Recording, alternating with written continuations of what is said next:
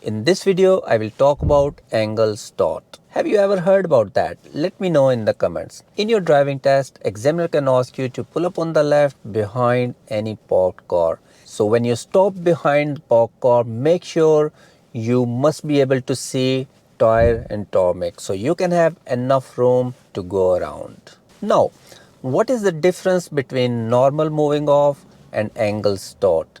Normal moving off, you can move quickly because there is nothing in front of you. You don't have to steer too much and go to angle and then straight your car. But in angle start, because there is a car in front of you, you have to do almost full lock to the right, go around the car and then carry on. So basically is a combination of moving off and overtaking. You need to be more careful about oncoming traffic and traffic behind or any possible hazard at your blind spot.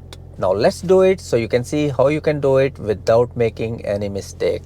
First, you will prepare your car, and in this one you will not only prepare your gear stick but you can do full lock before you move, so you don't go more close to this car. Now quick check center mirror if road behind is clear, left side, right mirror, right blind spot, front, and start moving. Keep watching both side, front and back, and watch this car. Now I am enough far so I can start making it straight, and now I can keep going.